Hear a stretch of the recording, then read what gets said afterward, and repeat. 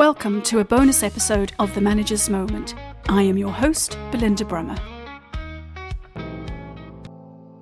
In the world of animation, change has been the only constant. From hand-drawn cells to CGI, artists have continually adapted to new technologies, pushing the boundaries of their craft. Colum Slevin, a creative industry veteran, witnessed and shaped these transformations firsthand. In this bonus episode of The Manager's Moment, he reveals the artistry behind the pixels and ponders the age-old question that characterized the digitisation of the animation process: how do we use a machine to make art? Today, too, we have tipped over the precipice of another technology revolution: artificial intelligence. How will this new tool reshape the landscape of animation? Prepare for a fascinating dive into the past, present, and future of animation as Colum takes us all the way back to his first job as a cell painter. So my first job was straight out of secondary school in Dublin, and I was at an animation studio called Sullivan Bluth Studios in Cunningham Road in Phoenix Park. And when I was studying for the Leaving Cert, I was working a part-time job, a Saturday job as a cell painter at this studio. At the time, it was in Balgriffin before they moved the whole studio over. I was painting mice and effects and little creatures for a film called An American Tale. I got that job, as I recall, through a school friend of mine. His sister was working at this company, and she got me a Saturday job, and I worked that job, and I absolutely hated school. But I had a great primary school experience, and I didn't enjoy secondary school at all. I hated it, and I couldn't wait to get out, to the extent that the idea of going to college was completely abhorrent to me. But the idea of more school after secondary school was unthinkable to me. And I was, at the time, lucky enough to get hired full-time by this animation studio as a cell painter. That was in 1987. And that was my first ever job. An absolute dream job. Just a lot of fun. A lot of other people my age. I don't know how we ever got any work done. We had a great time. That was a very fortunate introduction to what became a career in working adjacent to and alongside with creative people and creative industries for decades. If I may go back to, I absolutely hated school. Yeah. And I thought college would be more of the same. Do you know what you hated about school? Do you recall that? Yeah, I do. What I didn't enjoy about secondary school was a couple of things. Like, it was a percentage of it was my own issues and my own bias, like as a teenager. Some of it was the fact that I had spent my primary school years at all-Irish speaking school in Harmonstown called Nassau. I remember a former schoolmate of mine who I met in recent years saying it was sort of like a Technicolor 1970s Muppet Show experience. It was just a really fun place to be in school. Really, really caring, lovely teachers, a very small environment, and it's just great fun. Like, primary school was great fun. And then secondary school was also not all Irish speaking school. Colchester, just now gone, in Parnell Square in Dublin. Obviously a much bigger school, lots of unfamiliar faces and people I didn't know, and I was very introverted and nerdy and into art and, drawing comic book characters and stuff like that. So it felt very much like fish out of water there. Also, it was a Christian Brothers school for reasons most people who went to school with religious orders in the 1980s would understand. That wasn't fun. But it felt like I think I would sum it up by saying it felt like a very abrupt coming of age. Like, it felt like coming out of this comfortable, rosy experience to this, like, very, very shocking grown-up experience of being in the big kid school, that I just didn't enjoy. I didn't feel like I was ready for it, I think. I was also a very below average student. Like, I was I was and am creatively inclined, so I enjoyed literature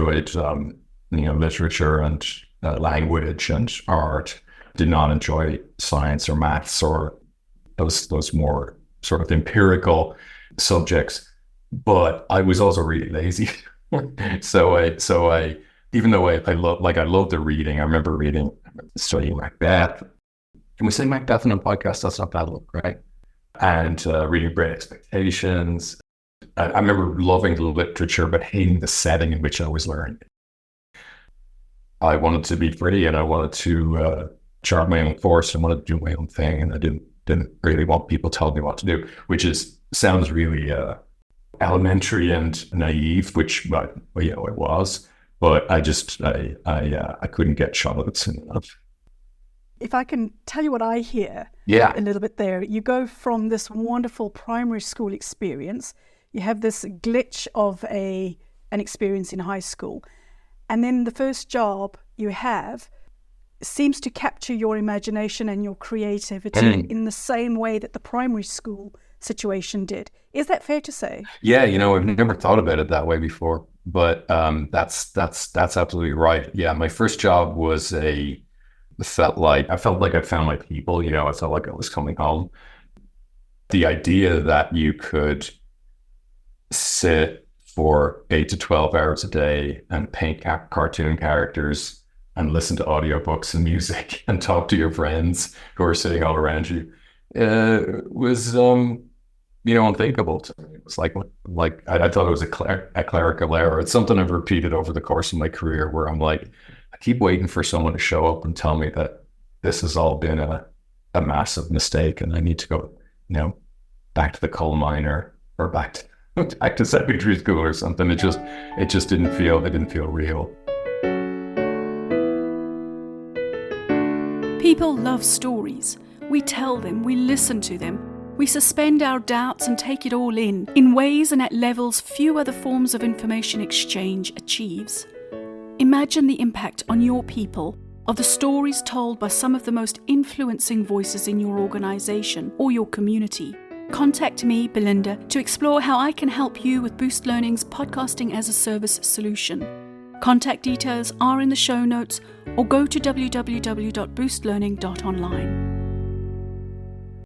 And so you then made this career in this. So you're still so embedded in that environment. You're still embedded with the creative arts, although it sounds like you're in a slightly different context now. Yeah.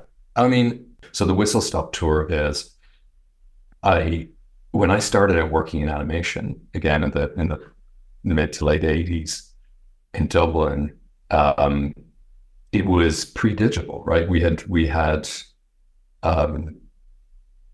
was an analog process. It was photochemical, and started out with pencils and paper and paint, and it ended up in a film lab. Everything was physical. You could touch everything that contributed to the final product. So, there were computer graphics, but they're very, very minimal and scant and really expensive to do. And maybe one or two shots in a film would include computer generated imagery. So, but I started out there in this analog setting, and I was still fascinated by the technology, because even though it was before computers were a ubiquitous platform for the creation of art, there was still technology. You had to understand how an animation camera stand worked. You had to understand how computer instructions that people would physically write would command that camera to shoot the scene. You had to understand how everything came together. And that was a fascination for me. I started out as a cell painter, which is you're colorizing the cells, the celluloid.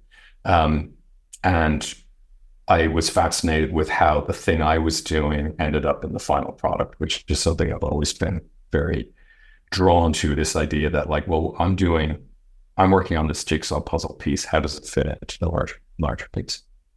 And part of that was just natural as I said, sort of before, nerdiness and curiosity about how it all fit together. And part of it was a survival instinct, which is, hey, if I'm working on this small sliver of the manufacturing process, what does the rest of the process look like? And are there ways to move up and down the value chain of this process? I was just interested in how to be more involved, I suppose, was the thought. So that's what I did. I got different types of jobs as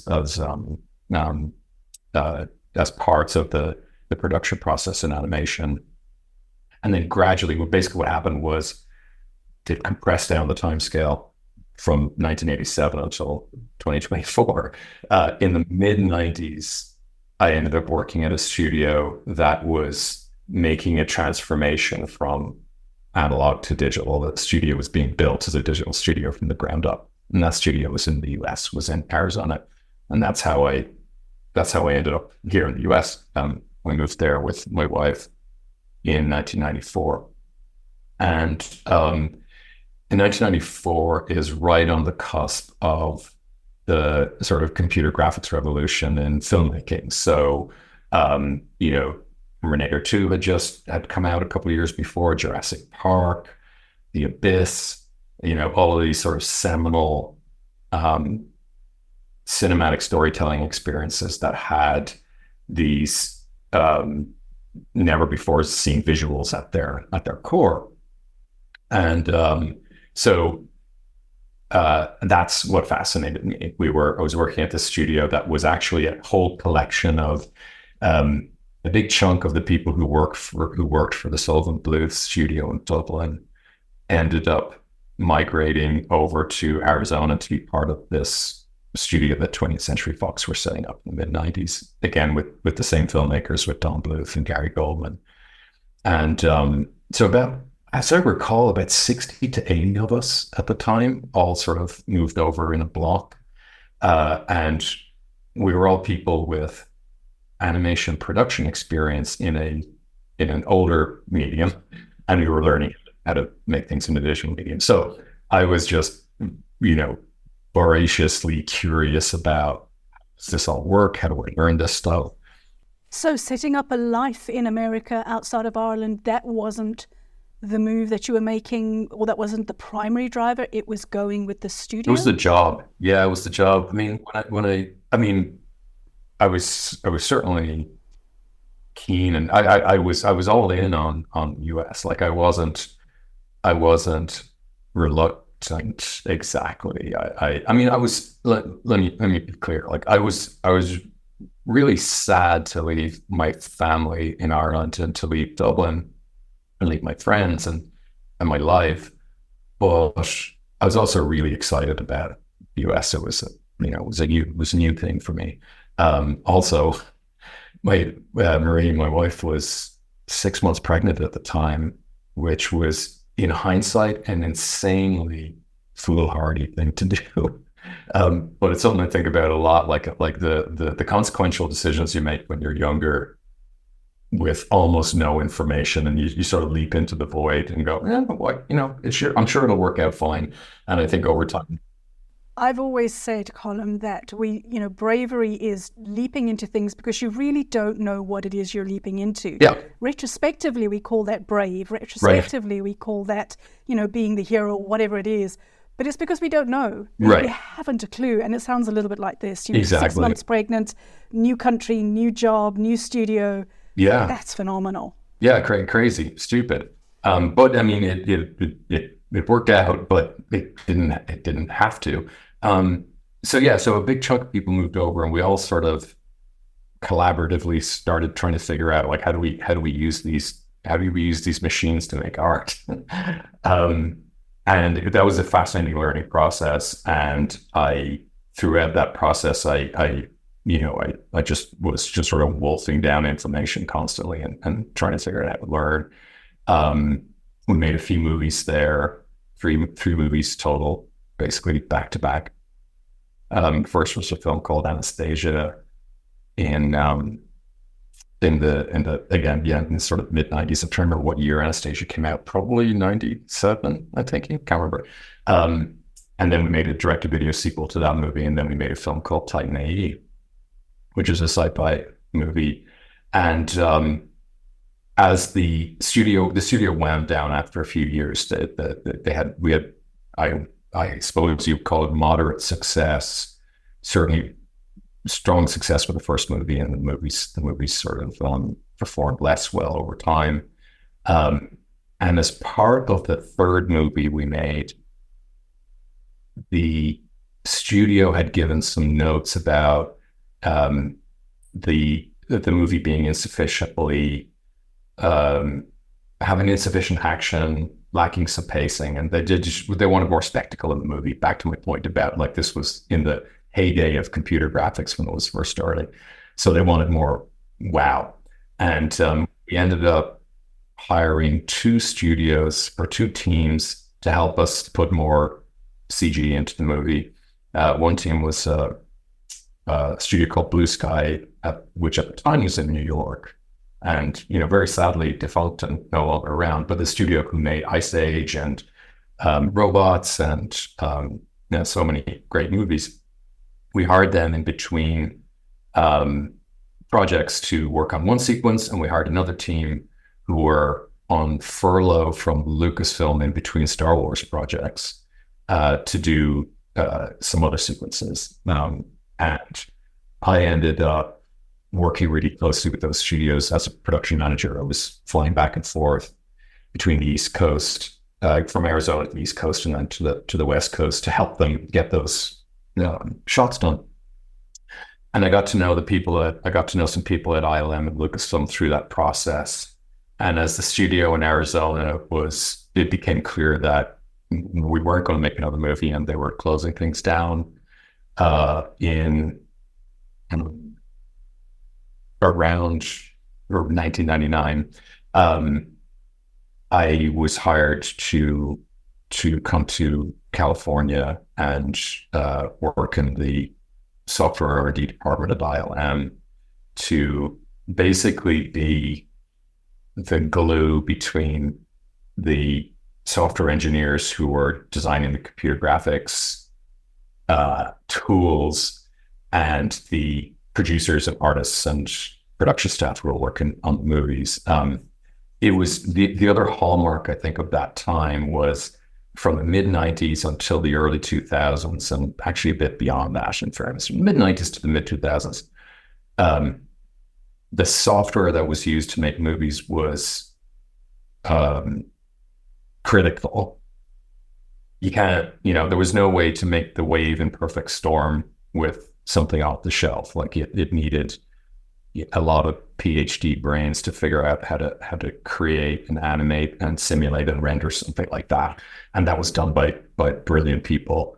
But the people who made the software and the people who were responsible for producing and executing the visual effects often spoke really different languages. I mean, not literal languages, but they were focused on different things. And what I had learned in my time at Fox was how to communicate and be a translator between artists and technologists. And an artist would always essentially be asking some fundamental question like, I've got this, I'm used to using this thing, it's a pencil. What can this computer do for me that the pencil can't do? And I would say, well, they can do this, and here's how, and help artists sort of use these tools to express themselves. And over time, one of the things that's evolved, and it took for a solid decade, that was a very, very satisfying, interesting role to be in, where I was helping these very different species understand each other. But then gradually over time, what happened was the technologists became artists and the artists became technologists. And now, the industry of the creative industries of video game development and filmmaking and, all of the satellite work that exists around those, technology is no longer a mystery to those people. It's necessary. And now if you go to school to study animation, you are learning how you're also learning about rendering, and you're learning about lighting, and you're learning about how digital technology, how you use digital technology to create. But that wasn't always the case. So that was sort of my way in, into that field. Was I knew a little enough about each side of the equation that I could help people bridge. Do you, just a side question, Colin, do you miss the world of analog now that, we know how to use these machines now and all the software? Do I miss the world of analog? I miss things about it, but in the aggregate, no. Like there was, so the analog world of filmmaking, it's easy to look back on it with rose-tinted glasses, because it was really, and especially now, now that I've also worked with a lot of physical effects creators and model makers and people who would blow shit up for a living for real. That the tactile nature of that stuff is amazing. It's there's nothing like it. But the amount of bookkeeping and very fastidious, painstaking notation you have to do in the analog world is, I don't miss that at all. Like, so the revolution that occurred was essentially production became nonlinear and decentralized, where the way you used to make a film was in a series of consecutive steps, right? You added to things. So when I was working in animation in the old days, a lot of what you had to do was write a very, very specific and detailed set of instructions in, say January, for a scene that was going to be shot by a camera person in December. Like I'm probably exaggerating, but there was a long time span between when you would make notations on the drawings and you would write up an exposure sheet saying, here's how this character is shot, and here's how the next character is layered on top of it, and here's how this effect is treated.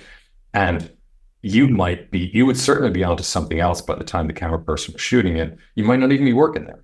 Who knows? So you needed to be able to, without a conversation, impart information all the way down the line, and you did that in writing, right? And usually handwritten notes, and whereas that was it's an amazing way to learn a craft, because you have to learn it from the very micro building blocks all the way up.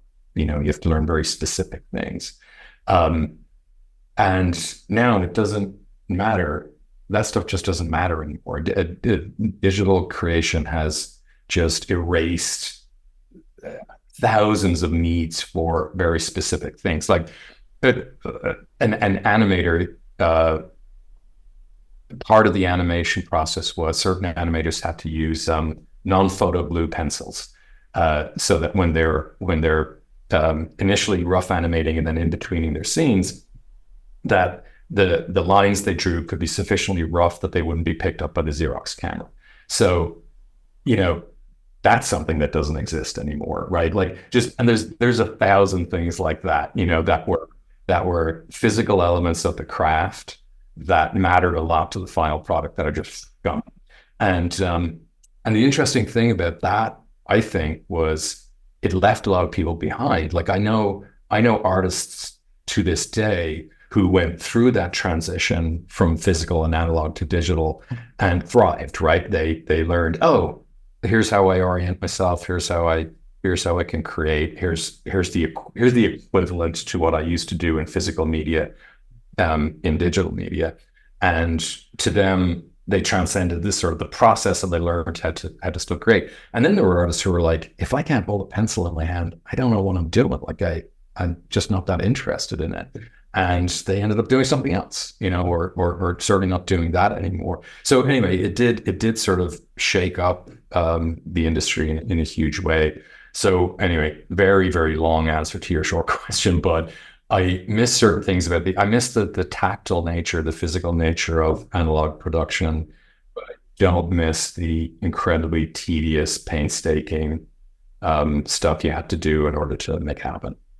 Earlier, you said you were fascinated with how to use these machines to make art. And then you've just described that a lot of people were left behind, a lot of people had to change. We enter into a world, the future of AI is having that same impact, I'm sure, on the creative industry. Not to necessarily have a big AI conversation here, but can you see parallels between what the people in your industry or the people that you work with may or are experiencing now and back then? Yeah, 100%. So I think the only difference is the difference is that the change is more seismic with AI. But it didn't feel that way back in the 80s and 90s. I remember people, here's the thing, is that everyone always says, based on our prior knowledge and based on our expertise, X, Y, or Z is possible, but nothing else is. And what I mean by that is people will say, I remember back in the late 80s and early 90s, people would say, look, computers are great for, rendering a physically rigid object like a spaceship or a building, but you can't animate characters with computers. That's unthinkable. They don't look good, and it looks computer generated, and it looks fake, and it looks it's soulless. This is something people used to talk about a lot.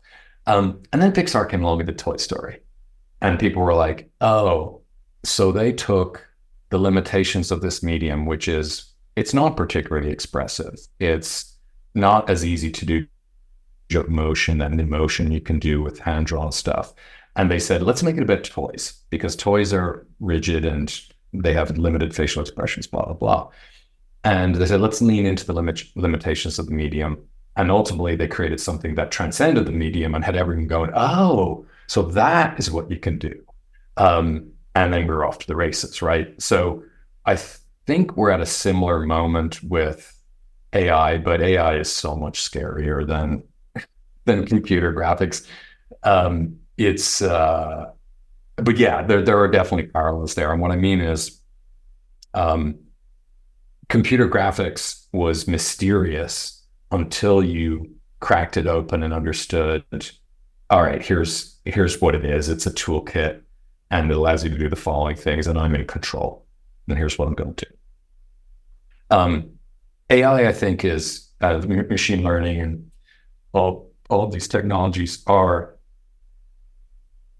similar in the sense that it's a tool or a piece of a toolkit or an entire toolkit, but it is harder, I think, for human beings to understand the output and to understand what is contained in that tool than it was with computer graphics. It's just orders of magnitude more complex and more sophisticated. But yeah, it's the same thing. I mean, it is going to have, I think, a seismic impact on creation. I was speaking at a conference last year in Dublin, the Culture Crush conference, actually with Catherine Parks, formerly of Electric Paper. And there was a couple of really brilliant people on the panel with me who really know AI a lot better than I did. But I had this thought when we were talking about it, and someone in the audience asked a question like, is there any room for a Rembrandt anymore? Because, who are going to be these individual creators like Rembrandt? And I said, Rembrandt wasn't one person. Like, Rembrandt van Rijn was a man, but he had a school, and his students, a lot of those paintings that you look at and you say that's a Rembrandt, were painted by one of his students. So the notion of algorithmically created art is hundreds of years old. And the notion that you can say, hey, people like this thing, let's figure out how to weaponize that thing that they like so much that they like it even more. That predates AI by, as I said, hundreds of years. So I think the goal is the same, is to create a commercial endeavor that creates content that people love to consume. I hate the word content, but creates stuff that people love to consume. I think AI is scary to people because it's a bit of a black box, and the output is so, at least at first glance, human, that is troubling. We've come to the end of another episode of The Manager's Moment. Thank you for listening. If you've enjoyed it, there are 3 things you could do. Let your friends and colleagues know about it. Follow the show. And be a part of the conversation and make connections by joining the Manager's Moment Club on LinkedIn. The Manager's Moment, seeing the person in this and every moment.